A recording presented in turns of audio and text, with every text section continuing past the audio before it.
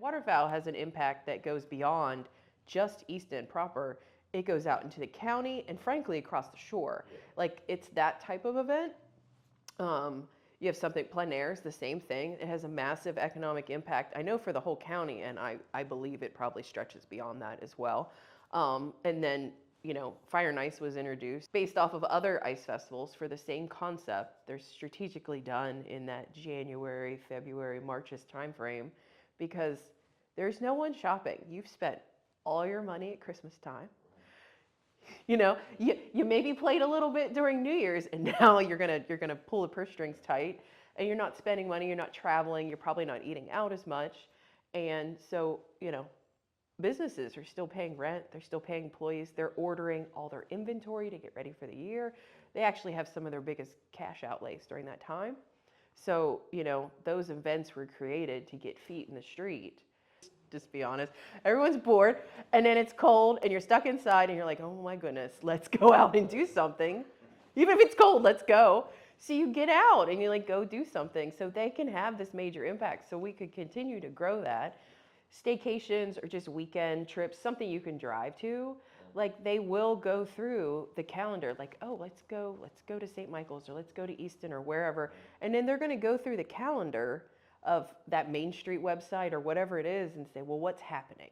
You know, so they're going to, besides that, they're going to research their favorite restaurant that they think they're, you know, favorite in terms of types of food. And then, well, there's this shop that I've seen I want to go to, and I've heard about this place. But then they're going to go, well, is it during First Friday? So we have something extra. There's economic impact, but then there's the community portion as well. Like we want to have this vibrant, exciting community that we want people to live in. I want to live here. I want to bring my spouse and my kids here, and we want to raise our family here. So you have to create this vibrancy and this energy, which comes through events. When we create packages, we do want to think about what's happening in the community, but we also try to paint the picture for the out-of-town guest that doesn't know. And create a weekend experience, or at least an overnight experience for that stay. When we talk about the importance of having festivals in our downtown area, it's important for our community, but it's also important for the economy of the businesses that are here in downtown Easton. You want to give people a reason to come. And for the people that live here, it's also wonderful, right? It's great, plein air, waterfowl, and now we have another festival. I love that it's a winter kind of drawn festival, something different. Again, the reminder is that the people that are putting on these festivals have so much to do. So how can we help by staying open later so that we give people a reason to want to walk around longer, by having maybe music, if you have a restaurant, having some live music, or just doing additional things, creating specials, and being involved. I think that's a good way to support. But then also just like sometimes positive vibes and support, you know, and being grateful and thankful for the people that put all this time and effort into these events, because it's a lot. I mean, it really is. It's a lot of exposure for the building, and people not even knowing that it's here, really. There's a ton of it. There's for the first year and the second year, like, even in the bad time when it was in the pandemic when they ran it, but last year was great too. Yeah. So, and people keep coming back to it. Yeah. The numbers are big every time, and it's the ice statues, you know, that everybody gets involved in, and people want to come see it. I love it. I do. Everybody likes walking around and to see them, and they don't get tired of it, and they stop in at the bars.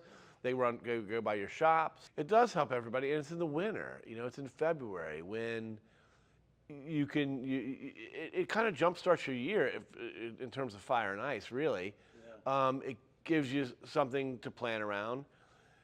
That you can plan a big show, you can plan 2 or 3 smaller shows. You know, we've never had anything in the winter. You know, you have Valentine's Day. Yeah. But to have something that works in the wintertime is really, really beneficial for all of the businesses. I did very well for Fire and Ice. Well, it is concentrated downtown, number one.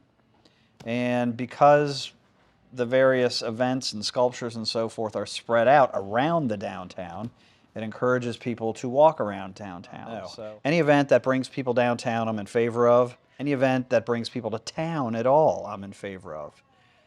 Because when there's an event, and we'll go back to plein air because usually I lose business that week.